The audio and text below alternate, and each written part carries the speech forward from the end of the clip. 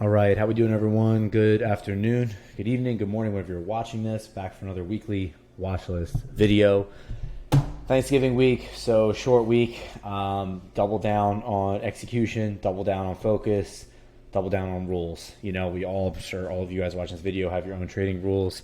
And, obviously I'd be lying saying if I haven't broken my own rules many times. And one of my biggest rules for this week is follow my review and follow my rules before executing every single trade.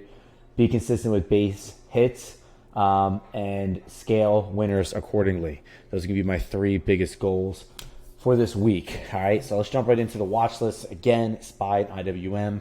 Something that I've been doing a little bit more recently is zoning and going zone to zone with SPY and IWM and using more of the 15-minute chart. So let's start things off here with SPY on the 1 hour chart. And we're going to be looking at support levels first. So let's see, where can I look at first here? So first things first, actually might want to start over here on the daily. Actually, why don't we start here on the daily? Obviously the uptrend continues, it's just out of control. So we do have some gaps here that could look to be filled. Who knows? I mean, maybe possibly next year. I do think we'll keep kind of climbing up by the end of the year, just like we kind of usually do toward the end of the year. But let's take a look at what we got. So 441.8 on the daily here. So it's going to be this first gap down here. Again, bit a ways away. I would like to see that fill before maybe hitting possibly see test 460, bounce back down here before all-time highs. We'll see. Obviously, I don't make the market or predict the market, but it's just a level I have on watch. So here we go this week. This level is also a fib on the daily as well. So more on that later. Let's see here, 445, 446, key level. So this level here, this 445, I do as a key level. Again, key levels for me are just areas of interest. Again, it's another whole number as well, a psychological level, if you will, on SPY, since it's a 5, a 445, 440, 450, 455, things like that. So I will be watching that as well. So let's head over to the hourly as well. On the hourly, let's see. Okay, talk about these 446.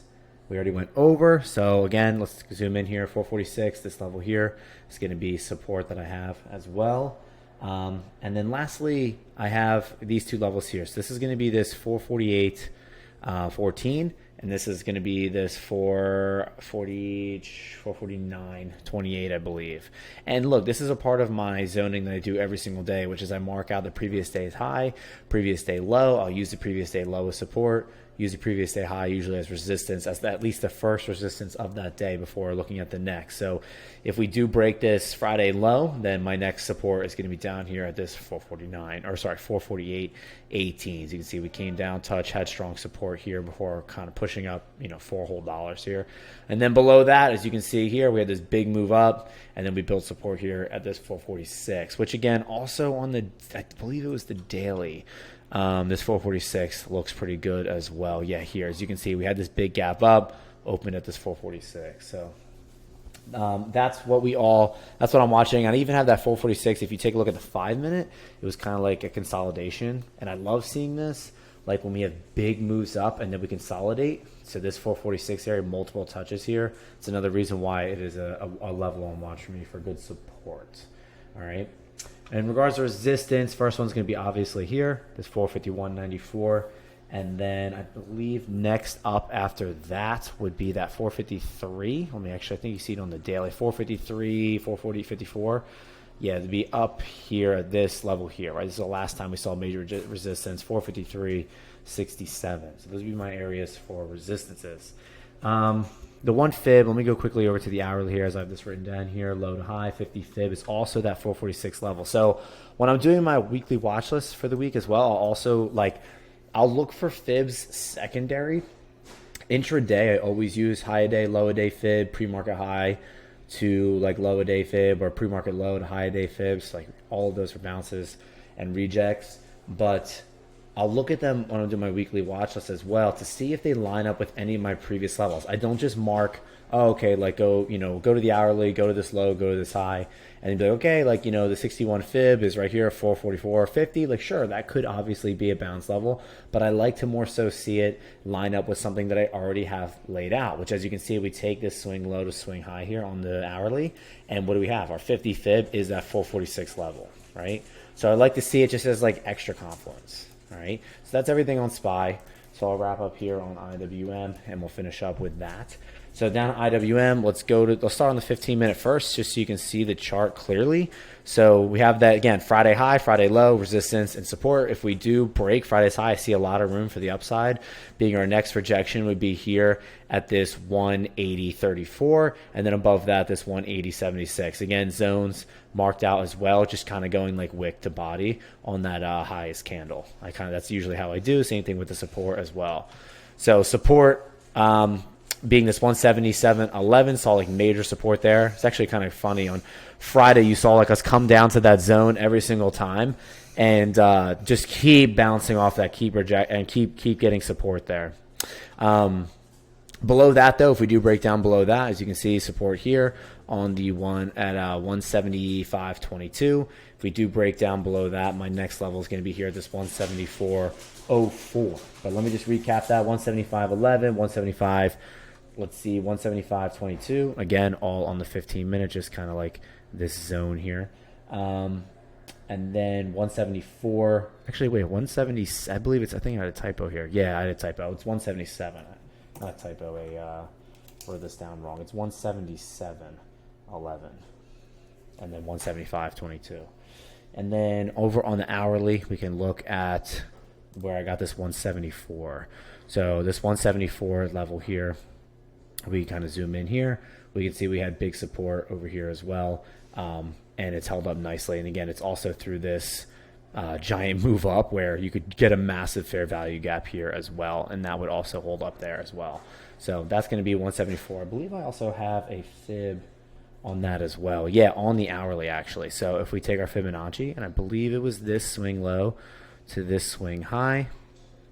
Okay, our 50 fib was our 175.11, as you can see there, which is like right at it, as you can see on the 50 fib. And then, yeah, our 61 fib was right there, 174. So that's where I also, again, see extra confluence. So I'm marking out these levels, and then I'll use my fib tool after. It's like, wow, okay, so it's a 50 fib and the 61 as well, all right? But using this level, and I think it was on the daily too. I just want to see, double check this actually. Take a look at this 174 on the daily. Let's see. Yeah, so as you can see, it was just kind of right at the opening of that huge gap up. That's kind of where I got that level from. And then finally, resistance. So going back to the 15-minute, first area of resistance, again, going to be here at this 178.65. And then above that, I think I already went over 180.34 and so on and so on. And then 181.76, this level here you can find. I found this on just on multiple time frames. Yes, it's here on the 15. You can see it on the hourly. You can see it on the 4-hour. Like, it's a pretty heavy resistance area across multiple time frames, which, again, also is just another area of confluence. So let's see. I think that's pretty much it. Yeah, I went over the fib. So that's going to wrap up the weekly watch list for this week. Looking forward to a strong week. Last week was, I'm not going to lie, it's probably one of my worser weeks of trading, which is crazy, though, because the total week's loss was what I used to lose in a day a few months ago or 6 months ago when I was just like kind of getting started and stuff. Now I've been full-time with trading since January 23rd, and not like as my main source of income, but full-time, taking it as seriously as a full-time type of job endeavor, whatever you'd want to describe it as. And I had plenty of days where I lost that much in a day, and that's something I don't even come close to now. So we are progressing. I am making my kind of in that era where I'm like just trying to find the consistency with wins rather than just having one win, one loss, one win, two losses type of stuff.